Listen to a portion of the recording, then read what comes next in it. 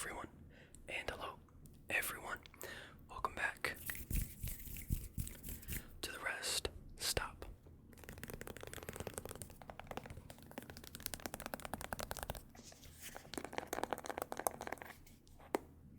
Oh, just broke my nail. Today, we're going to be doing a video on my old watches from when I was probably 17 years old. Is when I got most of them. 17, 18, 19 maybe.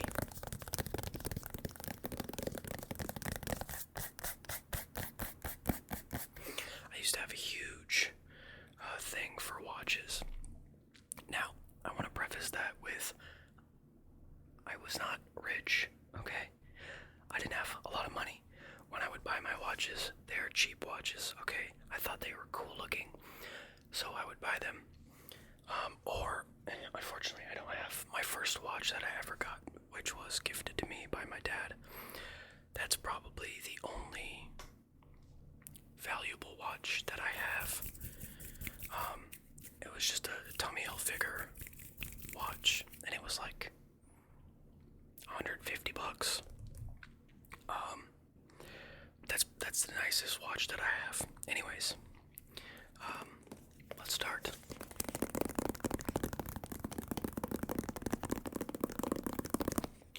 My point with that is, don't flame me in the comments for these watches. They're nothing special, but I like them, and that's all that matters.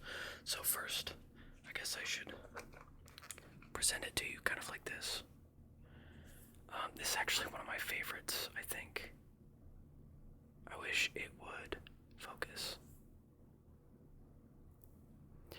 Okay, you're not going to be able to really see the dial because I'm using my front-facing camera. But it is a Sean John watch. It's all black, which I love about this watch. I really wish that it would actually focus. That would be amazing. But I believe this is like the bezel. It's got this kind of very scuffed up gloss black, piano black look. This watch is all stainless steel.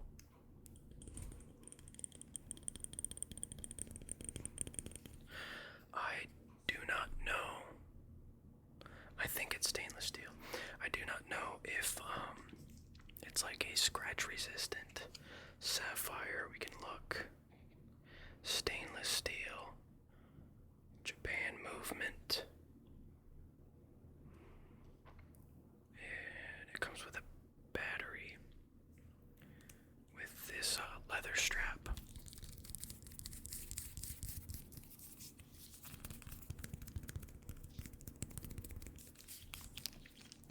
But I love this watch. It's very simple. It looks good with anything. I mean, you could genuinely be wearing what I've got on now, which is a baggy white t-shirt and short green shorts. And it would look fine. You know, it's just a black watch. But that's the first one.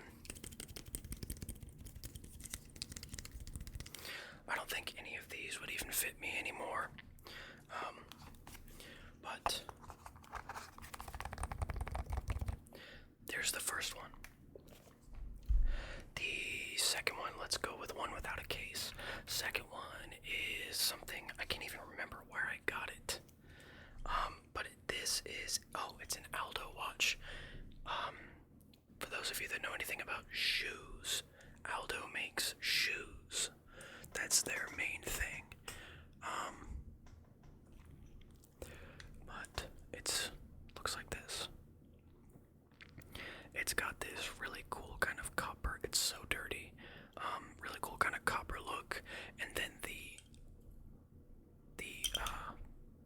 what is it called?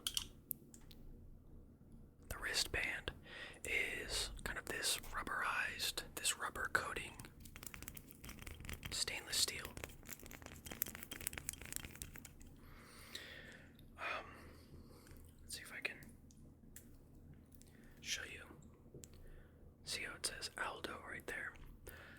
Stainless steel, made in China, Japan movement.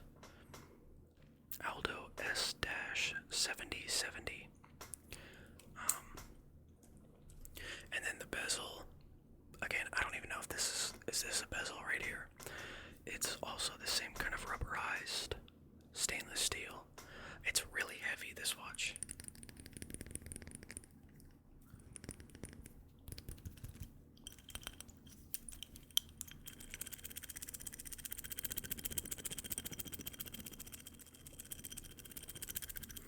But I think that was like $50 with a pair of shoes. And my girlfriend at the time bought it for me, so I'll take that. I will take that. Let's go with a case watch now. This one, a lot of you, if any of you know anything about watches, Invicta is kind of laughed at, I think. I think they're kind of cheesy in the watch community. I don't know.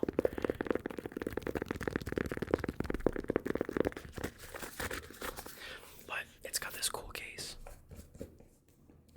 It is ribbed for her pleasure. Anyways.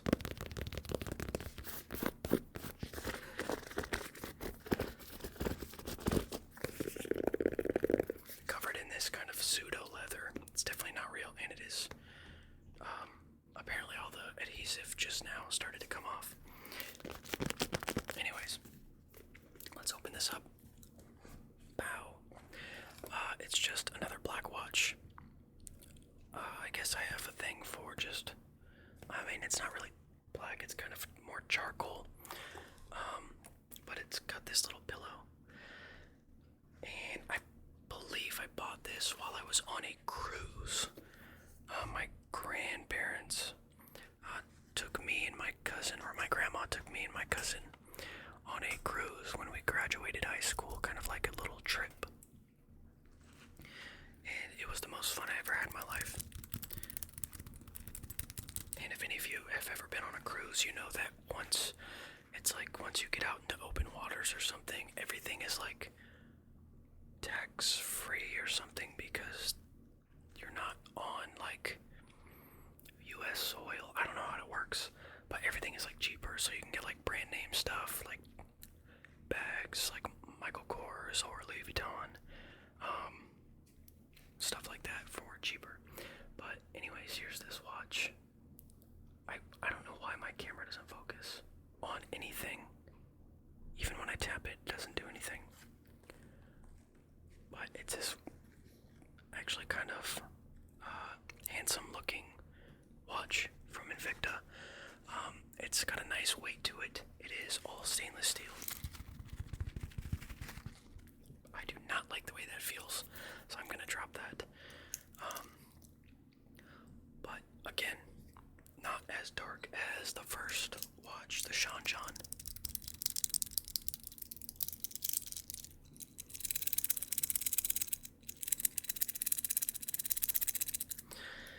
But it is a nice watch. I actually do like this one. I don't think it's one of the giant, cheesy watches that they do make.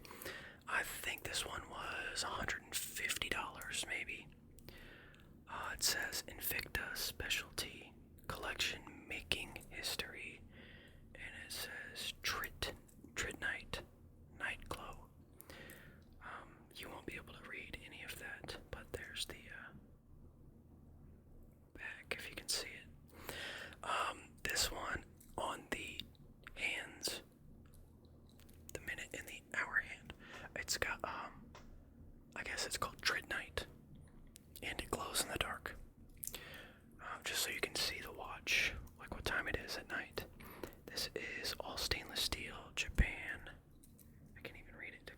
Japan chronograph, 50-meter water resistant, model number 14879. Yeah, a nice little watch. It might not have even been that expensive. I really can't remember. I'm just kind of gauging on what I think it might cost. It might have been $75.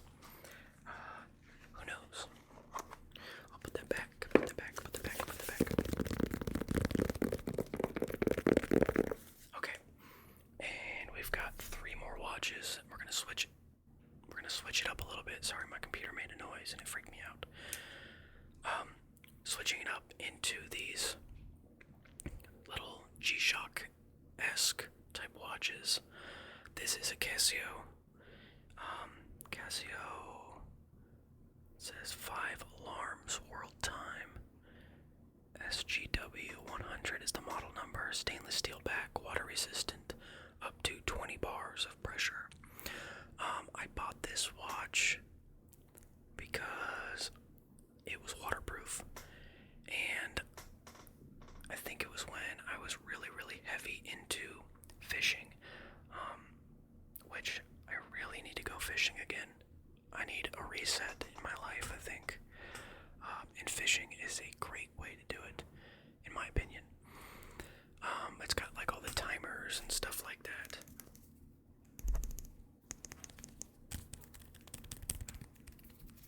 This one doesn't make any crazy noises. All the timers, it's got a little night light when you press it, and you can actually see it light up. 200 meters, water resistant. Oh, it's got a thermometer, so it'll tell you the temperature outside. Yeah, it's really cool. And it's also got a compass, which I liked for when I was going fishing and if my phone died and we got lost or something like that. This one, the next one is an actual G-Shock that was gifted to me by one of my really good friends. We met each other in the military, and he was Special Forces in the Air Force. He was going for Tech B, and he got injured and fractured his patella, so they had to wash him out, unfortunately, and he ended up in my career field as a cop. But I can't remember if they gave him this watch, or if he bought this watch, or if his dad bought this watch for him to help him with training and running and stuff, to set times and everything else, because it's, you know, a heavy-duty G-Shock watch. It's called Mudman. It looks like it's got a Casio chronograph or something like that. Casio timing. Mud resistant. Mudman. But this is, you know, this is a watch that I never really wear. I never wore. Just kind of like a really cool thing that I thought was very meaningful. And he just gave it to me like nothing. Mostly because they gave him a $3,000 watch from Special Forces, because they use all that kind of stuff. And he got to keep it, so big shout out to that guy. I hope you're doing well. Anyways, the last watch is this little cruise club watch that my dad got me. Him and my mom went on a cruise together, and I've never worn this watch, but he thought it was like so cool. It is kind of a cool watch, actually. But I never actually wore it. I don't think I've ever actually taken it out of that thing. It says steel back, stainless steel back. That's all it says on the back of it. Stainless steel back.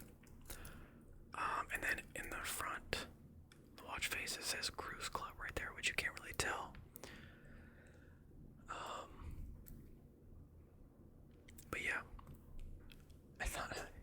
he thought it was so cool that he got this for me, and he was very excited. It's a very, very cheap watch, but I was pretty young, and I think I'm gonna start wearing it just as an accessory piece. Even if the timing doesn't work, I don't care. I'm just gonna wear it because I never wore it, and I need to make some use of it. But yeah, those are my watches.